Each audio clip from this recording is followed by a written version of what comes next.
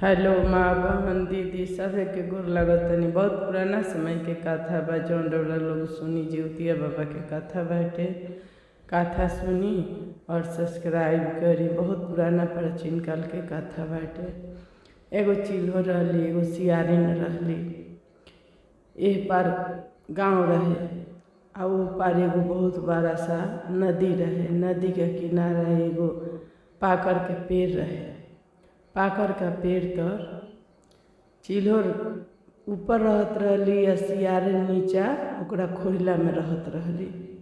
नीचे वो अपन मान बनैले रहली, वही में रहत रहली। चिल्हो ऊपर रहत रहली। दोनों जानी में बहुत दोस्ती रहे, बहुत दोस्ती रहे। गांव से लोग जब जात रहे नदी में, जिउतिया सभे नहा खाए करे के रहे तो सब कोई नहाए खाए जात रहे। जे जाइया जे हमनी का नदी में नहाएम सन आ देव पितर के उजा चढ़ाएम सन आ बिहान तो उपवास रहेम सन। तो कुआर के पितृपक्ष में सप्तमी का दिन नहाए खाए रहे, अष्टमी के उपवास करे के रहे। पुत्र के बहुत अच्छा व्रत रहे। ई कैला से सब कोई का पुत्र के आयु बढ़ेला, दुख दलिदर ना आवेला, कोनो कष्ट आवेला जिउतिया बाबा दूर करेला। सब जानी औरत लोग ये गांव से जाके नदी के किनारा नहाए खाए के नहा के घाट पर पूजा करत रहे लोग।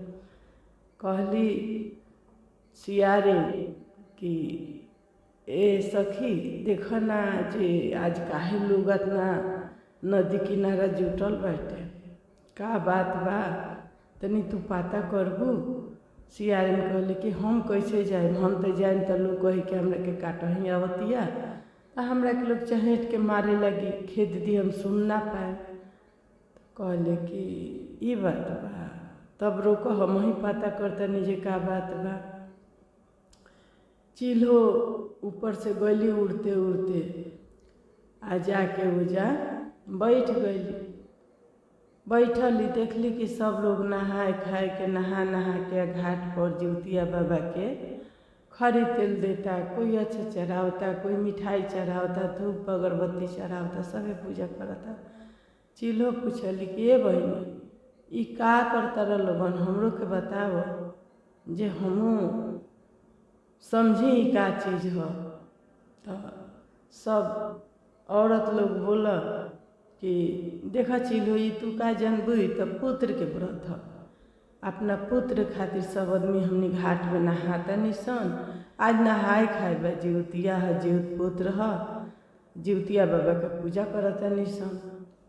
तो हमनी के जिउतिया बाबा के पूजा करम सन घाट पर। सब एबरा नहा पूजा करी आ बिहान उपवास रहम सन। बिहान खर ना तुरे के, कोनो जीव वाला सामान ना तुरे के, कुछ भी ना तुरे के, कतनो कष्ट आ जाए ना तुरे के, दिन भर उपवास रहे के बा, खर जिउतिया करे के बा। ओकरा बिहान भइला जाके पारण करे के बा। तो कहली कि अच्छा ये बात बा, पुत्र के आयु बढ़ेला। तो कहली कि ठीक बाटे। गईली जाके चिल्हो सियारिन से बतौली ए सखी देखा ना आज जिउतिया व्रत बा, सभे अपना अपना पुत्र के व्रत करत बाटे। जेकरा जेकरा बेटा बा, पुत्र बा, बच्चा बा, सब कोई अपन अपन बाल बच्चा खातिर जिउतिया के व्रत करता। आज नहाए खाए बा, बिहान उपवास बा। सियारिन कहली कि अच्छा। तो सियारिन का एक पुत्र रहे आ चिल्हो का 7 पुत्र रहे। चिल्हो उपवास रहली। सियारिन कहली जे हम हो रहम। तो चिल्हो कहली कि तू काहे के रहबू, तरह से ना रहल जाई आ त ना हमहू ही व्रत करे। उहो उपवास रह गईली। कहली कि हम रहें। दोनों जानी रह गईलू। तो का कहली कि चिल्हो गईली आ जहाँ तहाँ से अपन चोंच में चुन चुन के दाना अनाज ले अपना बच्चन खातिर घोसला में धऽ दहली जे हमार बच्चा खइह लोगिन। बिहान हम उपवास रहेम, ना खाना ले आएम ना कुछ बटोरेम, तो लोग का खइब। बिहान हम अगर ले आएम तो व्रत टूट जाई, आजे इकट्ठा कर देतन तू लोग खइह। आ सियारिन कहली कि बाक हम तो ले आए। तब तक सियारिन देखा तारी कि घाट पर सब लोग बैठ के आ कथा नहाता धोआता बिहान भइला, फिर अब कथा होता जिउतिया बाबा के, सब लोग कथा सुनता। ऊपर बैठ के चिल्हो कथा सुनता, रिपा करके पेड़ पर से बैठ के कहत रही कि हम पूरा कथा सुन ली, उपवास बनी। आ सियारिन बैठ के वही जब कथा सुनतारी सुनतारी। तब तक एगो तेली के बेटा बड़ी नौजवान मर रहे, तो वही घाट पर कुछ दूर हट के ओकरा के जरावल जात रहे। तो चिल्हो के सियारिन के ध्यान चल गई लाश के ऊपर। कहली कि वही तो बड़ा मस्त लाश बा, नया लड़का के बा, एकरा के हम रह अबे जैसे जाके ले आए। वो का कहली कि टक लगवले रहली, जैसे वो लोग चल गए तो अपन घसीट उसीट के ले जाके केहूँ ले जाके मान में इकट्ठा कर रहली। अब सियारिन कथा सुन के गईली घर में, तो अपन बेचारी रात भर भूखे नींद ना आवे, वही में चिल्हो अपन पेड़ पर घोंसला में बच्चा सन से बतियावतरी, सुततरी, नींद नहीं खियावत। आ सियारिन बारी तो सियारिन बारे बार पेरा जोहतरी, जे कब उ सुत जाब तो हम ही ले आयल बनी हड्डी गुड्डी तौन खाई।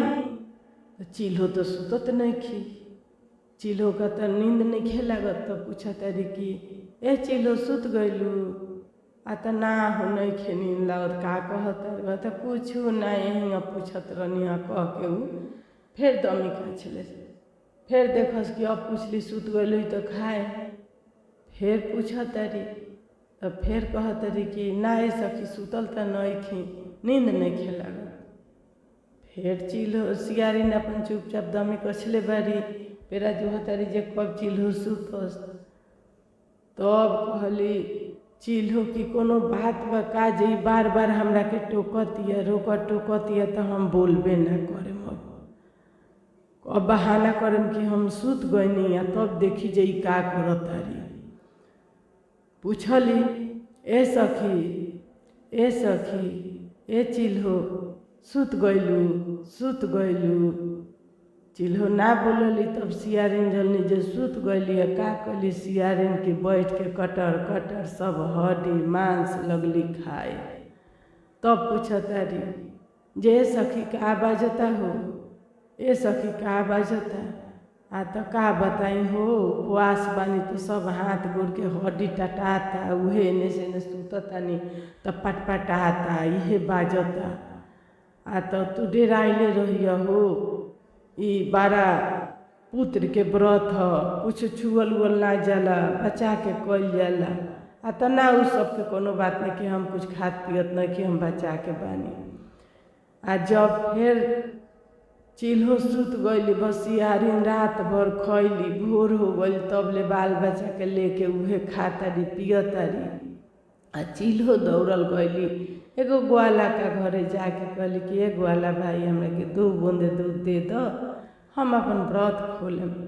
तो ग्वाला कहलन कि ठीक बा, दूध दुहम तो देम। बेचारा दूध दुहलन तो चिल्हो के 2 बूंद देहलन। तो चिल्हो अपन चोंच में डाल के व्रत तुर लहली, तब अपन बाल बच्चा खातिर दाना चुन के ले अली। तो अपने बच्चा मिल के खैली। आ सियारिन सब हार गोर खैली। एगो बेटा रहे उहो मर गई। आ खा के उनकर सब बाल बच्चा हंसता खेलता। तब कहली प्रार्थना कैली कि हे भगवान, हमरा के अगला जन्म में न, चिल्हो कहतरी कि हे भगवान अगला जन्म में हमरा के आदमी के रूप में जन्म दिह, मनुष्य के तन में जन्म दिह, ताकि हम जीवतिया करब। आ सियारिन कहतरी कि हमरा के रानी के रूप में दिह, कोनो राजा से ही बियाह करइह, मनुष्य के तन दीह। हे जीवत वाहन गोसाई, हमरा के रानी बनइह, ताकि हम जीवतिया बाबा के व्रत करे आ राजा के मेहरारू बने, राजा से बियाह करइह। कहलक लो। धीरे धीरे वो समय खत्म भइल, दुनू जानी मर गईली। आ मर के दूसरा जन्म में एगो गरीब घर के ब्राह्मण के घर में दुनू जानी जन्म लेली। दुनू बहिने भइली। सियारिन हो गईली बड़ बहिन, चिल्हो हो गईली छोट बहिन। दुनू जानी पलैली पोसैली सियान भैली। दुनू जानी के बियाह भइल। सियारिन के हो गइल राजा से शादी, चिल्हो के हो गइल मंत्री से शादी। अब मंत्री से शादी हो गई तो चिल्हो के नाम रहे बासमती, सियारिन के नाम रहे फूलमती। तब फूलमती बासमती दोनों बहिने रहे लो। दोनों जाने के पति तो सियारिन के रहे तो राजा, उनका रहे तो मंत्री। अब बेचारा मंत्री रहे तो गरीब रहे, राजा रहली 3 मालकिन रहली। दोनों भाइये रहे लोग, आई दोनों बहिने रहे लोग। दोनों जानी में राय रहे तो दोनों जानी फिर अपने मिलजुल के रहे लगल लोग। तो सियारिन का एक कहू बच्चा ना भइल। आज चिल्हो जिन रहली बासमती रहली, उनका 7 पुत्र भइल। तो वो फिर जीवतिया मनुष्यन में करे लगली। सियारिन बारी 3 अब उनका के देख देख के जरस जीवतिया आई तो बड़ी अपन बेचारी कुछ हाल से जीवतिया व्रत भूखली बासमती। आ फूलमती कहतरी कि ओकरा जले अपने पति से प्रयागा करतरी कि उनका जब तक पति 7 बच्चा के रोड़ा काट के मुरी ना लाए तब तक हम खाना ना खाएं। देखी जे आज कैसे जीवतिया करतिया। अब राजा कहलन कि ना ना ऐसा काम मत करो, आज बड़ी दिन के दिन ह, कोई के पुत्र ह, ऐसे मत हमरा से घात कराओ। तो ना करबो तले हम खाना ना खाएं। अभी ठान दली फूलमती आ बासमती जीवतिया भूखल बारी। आई कहतरी कि जब तक वो लोग के मुड़ी ना देखम तले खाएम ना। का कहलन राजा कि उनका 7 लड़कन के लेहलन आ 2-4 गो व्यापारी के लेहलन ना लेके निकल गलन जंगल में कि चलो शिकार खेले चलो तनी। राजा का 7 बासमती के 7 बेटा चल गइल, व्यापारी गइले, राजा गइल। जाके उन्हें 7 जना के मुड़ी कटवा दिलन। कटवा के बक्सा में भर के आ मेहरारू का लगे भेज दिलन। जब फूलमती देखत रही 7 मुड़ी तो इतना खुशहाल भइली, उछल उछल के मुँह धोली, खैली पियली, खुशी मनौली। बासमती उपवास रहली, खर जीवतिया भूखल रहली। तो ये बहिन का कहली कि उनका घरे 7 मुड़ी भेजबवली। तो वो का करतरी कि 7 बक्सा के कहली कि का हो आ तो राजा से तारा के बड़ा भारी आ जीवतिया भूखल बड़ो तो उपहार भेजले बड़, ये उपहार खोल आ देख। वो कहली कि जाके देवघर में 7 बक्सा धो दिलो, हम जीवतिया बहन के व्रत भूखल बानी, हारल बानी, बिहान हम एकरा के खोलेम। एह बेरा यहीं ले जाके हमरा देवघर में धो दिलो। देवघर में 7 बक्सा धरा गए। आ उ खुशी मनाओ तारी कि कब खोलो कब खोलो। आई बेचारी बारी तो खर जीवतिया भूखल रहली, अपना पुत्र खातिर व्रत करत रहली। बिहान भइल व्रत जब तुरली तो कहतरी कि कहाँ हमार 7 बाबू 12 सन अतसन तो ओकनी के लेके हम व्रत तुरती आ ओकनियों के खियती या खैती। तब बेचारी बिहान भइला मारा भात बनैली, फूक फूक के व्रत तुरली पियली। आ तब अपन कहली कि जौन जुड़ी तौन खाना बनाए, मैं बच्चा सन के खोजी में लाग गईली। तब तक फूलमती हंसत जातारी कि ए बासमती, राजा सब तरह के 7 को बक्सा में का उपहार आइल बा, तनी खोल देखो। आ तो अभी तो ए बहनी भूख रहनी है तो ना खोल के देखनी, अब हम खोल के देखें जो में का बाटे। आ तो ठीक बा, जा खोल के देखो। आ तो बबुआ सन के पेरा जो तनी बबुआ हमार आ जाइत लोग तो देखत या तो जाना पहले देखिए लो। अब ना बात मान ली, फूलमती के कहला पर गईली 7 बक्सा में खोलली। जब खोल के देखत रही तो 7 में हीरा मोती सोना चांदी हार हईल गहना गुड़िया से 7 बक्सा ठक चल बा। देवघर में 7 खोलली, घर भर गई। मंत्री के मेहरारू बेचारी गरीब इतना हीरा मोती देख के इतना खुश भैली, इतना खुश अपन पति के बुला के दिखावे लगली। तो ले 7 बच्चा धरे आके खड़ा होके लगल सन देखे। एगो बक्सा में 7 बच्चा के कपड़ा रहे, माँ निकाल के पहने लगल।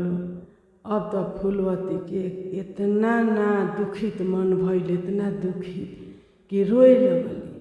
आ लगली कहानी सब बतावे कि देखो 7 बक्सा में तो हम 7 गो मूड़ी धरवा के भेजनी अपना हाथ से। आई 7 में हीरा मोती सोना चांदी हो गल जिउतिया बाबा का शक्ति से। हम जिउतिया बाबा से छल कैनी, धोखा कैनी। हम यही से हमरा एको बच्चा नहीं खे। आ हम इतना तहरा बारे में गलत गलत सोच के चाहतो बेटा के हम मरवा के भेजनी है। आज जिउतिया बाबा पलट देहलम तहर किस्मत। यही से दुनिया जिउतिया बाबा के इतना पूजता मानता ले गई। जे देखो अगला जन्म के बात हटे। यही पाकर के पेड़ तक ऊपर तू रहलू चिल हो आ हम नीचा रहनी सियारे। आ दोनों आदमी ही जब व्रत कैनी सन। दोनों आदमी के हमरा एक बेटा रहे, तहरा 7 बेटा रहे। दोनों आदमी कथा सुननी सन। तो पूरा कथा सुन लो, हम आधा कथा सुननी। यही से कोनो आधा कथा सुन के आधा पूजा सुन के ना उठल जाला। हम एजा घात कैनी, एजा हम एजा के मुर्दा खैनी। तू अपन दाना चुन चुन के एक दिन पहले ही धो दिले रहलू जे हमार व्रत न टूटी। आज तोहार लैका खैल सन, ओ दिन तू कुछ ना खैलू। इहे सबके कष्ट आ पाप छल मन में हमरा घात रहल। एकरे हम भोगतनी। आ तहरा के जिउतिया बाबा इतना खुशहाल कैलन, इतना माला माल कैलन कि तू जिउतिया बाबा के कबो ना भूलेबू। आ खारे गिर गईली बहन के गोड़ पर, कहली कि हे बहन तू ही हमरा के माफ़ कर द। बहन कहली कि हम का माफ़ करी, जिउतिया बाबा से तू माफ़ी मांग। आ जिउतिया बाबा के कर जोड़, तोहरो दूसरा जन्म में किस्मत बदल जाए। आ कोई के संगे ऐसे घात ना करे के। मान लो उ आदमी नहीं देखत, लेकिन जिउती वाहन गोसाई तो ऊपर से सब देखता रहे, भगवान सब देखता रह। जे गलत करता सही करता के का करता सब भगवान देखता रहे बैठल बैठल। जिउतिया भगवान में बड़ा शक्ति बा। बहुत पुराना समय के बात है कि पुराना से लोग जिउतिया के करेला, जिउतिया भगवान के पूजेला। हे जिउत वाहन गोसाई, जैसे फूलवती के किस्मत लौटौनी वैसे ही हमनियों के लौटाई। हमनियों के बाल बच्चा के आयु बढ़ाई, धन संपत्ति सुखी शांति दी। हे जिउत वाहन गोसाई, हमनियों के ऐसा ही करी। हे भगवान, हे माँ बहनी, कोई आदमी बीच कथा में मत छोड़े। हम लोग रोड़ा लो कथा पूरा सुने, सब्सक्राइब करब, कथा सुने। हम लोग जिउत वाहन गोसाई के कथा बहुत पुराना समय के कथा हटे। गोर लागतनी जिउतिया बाबा के। हे जिउत वाहन गोसाई सुखी दी, शांति दी, संपत्ति। हे जिउत वाहन गोसाई, गलती भले से माफ़ करम।